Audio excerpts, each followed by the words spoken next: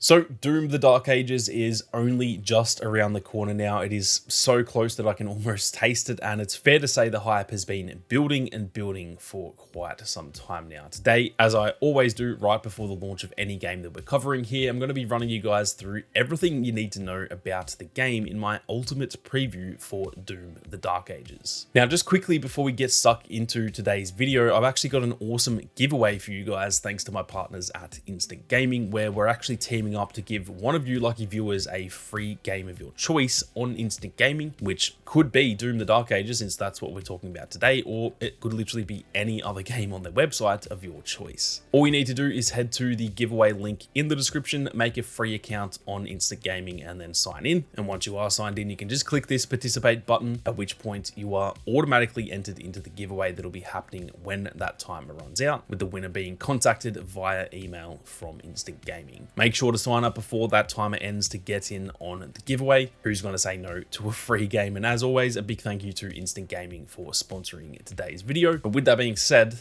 let's get stuck right into it. Now, starting off with the boring basics, just to get them all out of the way. The launch date is May 15th, so obviously that is very soon. For me, it is tomorrow, depends on where you are in the world, but it may be essentially 2 days away for some of you guys. But regardless, it is not far away at all. Now, it's launching on PC, Xbox Series X and S, as well as on PS5 too. And there are 3 different editions for the game, those being the standard edition, which costs $69.99 USD, the premium edition at $99.99 USD, as well as the collector's bundle, which comes in at $199.99 USD. Now, I won't go too deep into all of the actual inclusions into each of those editions. I've done a full video on that already. So if you want all the details on each of these editions to know which one you want to get, be sure to go and check that video out. Something else that is also worth mentioning though is that the game is launching on Game Pass on day 1, which is awesome. And something that is also very exciting is that you can just actually buy the premium upgrade, meaning you can essentially get the game for quote unquote free on Game Pass, but then actually still get the premium edition, which will come in at 35 USD instead of 99 USD. So keep that in mind. And it's also worth noting as well that anyone who has the premium edition, you could actually be playing the game right now. It technically launched on the 13th for anyone who has the premium or collector's editions. So if you are super excited to play the game and you can't wait any further, well, it might be worth checking out the premium edition. Or like I said, if you've got Game Pass, you can actually just get that as a separate upgrade for only $35. Now, moving on to the setting, they have definitely changed up the setting for this game quite a bit compared to the previous games. Obviously, most previous Doom games tend to have that futuristic edge about them, while they're all still pretty sort of hardcore and like metal feeling, which this game still has as well. But this game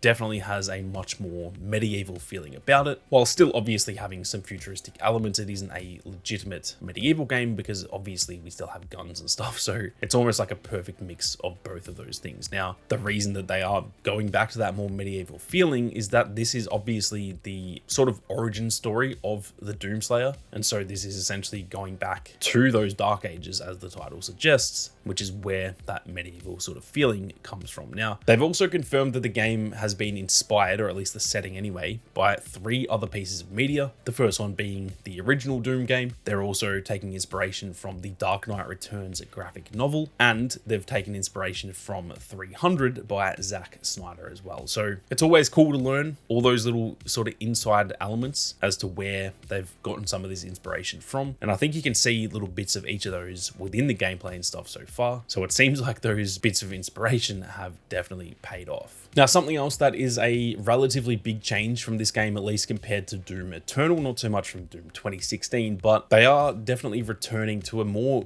boots on the ground approach, which is something that Doom Eternal sort of went away from a little bit, having some more platforming elements to it. But with Doom the Dark Ages, they are definitely going back to that more boots on the ground type of feeling, even probably more than they have done in the past. Doom Eternal obviously had some stuff like grapple hooks and dashes and stuff like that too. Now, dashes are still in this game, but there is no, or at least seemingly from what we've learned, there is no sort of grapple hooks and those more like platforming type of elements. It is going to be a much more grounded, sort of slower movement. Not that the actual movement itself is slow, because the gameplay we've seen, Doomslayer still runs around quickly and it still looks like a pretty chaotic type of gameplay, but it's just definitely a lot more grounded, like I said, which will make it feel a lot different, in my opinion, from Doom Eternal. And I think some people are going to love that or hate that. I think a lot of people sort of enjoyed that in Doom Eternal, but I think also a lot of people are probably excited for it to go back to that boots on the ground feeling. Now, something that will really add to that is that the melee elements in this game seem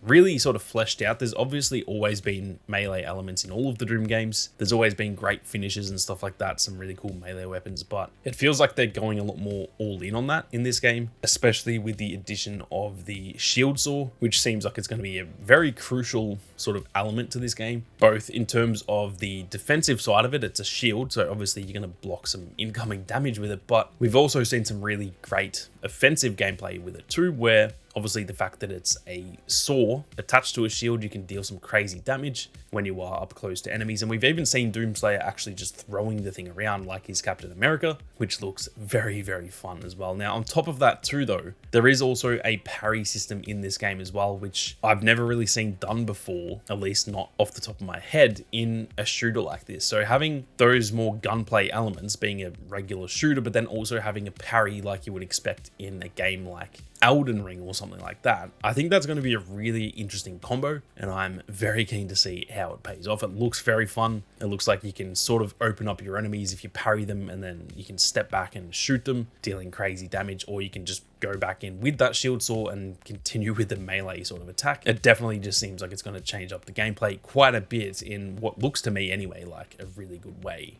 Now, a few final things that are definitely worth mentioning as well is that it isn't just going to be the typical Doom gameplay where we run around with some guns and shoot people. There are some crazy changes to the gameplay that are going to be happening throughout the game as well. Now, we've seen some gameplay in the lead up to launch from what's being referred to as the Demon Mech. This is this huge mech that is apparently about 30 stories tall, that has its own set of abilities and everything like that, that we as Doomslayer can essentially get into and deal some very, very high damage to some of these bigger enemies that we can see. We've also seen this dragon mount thing that looks absolutely crazy, and this looks like it changes the gameplay even further. Now, with this one, we don't know too much about it. We don't know if this is going to be a legitimate mount that, like in any of the more open zone type of areas, we can just call it in and fly around the map as we please, or if it's going to be more a mission-based thing. We don't know too much as of right now, as they've obviously been pretty vague about it. But regardless, both of these things, the Demon Mech and the Dragon Mount, they look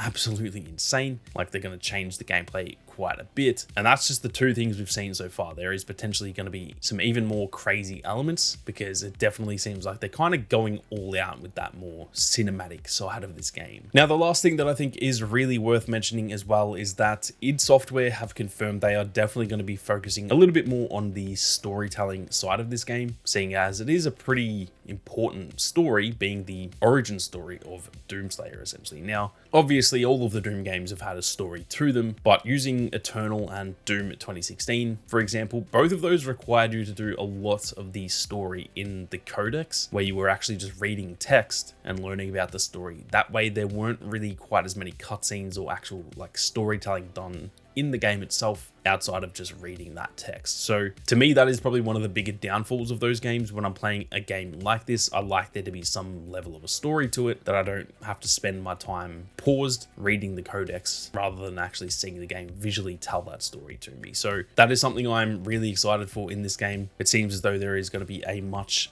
bigger emphasis on that story, as well as probably having a lot more cinematic moments, a lot more really cool cutscenes and stuff like that. And I think for the origin story of Doomslayer, that is definitely something that they need to focus on, seeing as he is such a well-known and important character in the gaming industry. But that is essentially it for everything that you need to know about Doom the Dark Ages, guys. I'm keen to hear all of your thoughts, so be sure to leave them down in the comments section. Like I said, if you want to potentially get the game for free, or just any game of your choice, make sure you check out that giveaway on Instant Gaming. The link to that is down in the description. And hell, even if you don't win it, you can get the game and pretty much every game a lot cheaper on that site as well. So be sure to go and check it out. But with that being said, thank you all very much for watching. You guys have a great day, and I'll catch you all in the next one.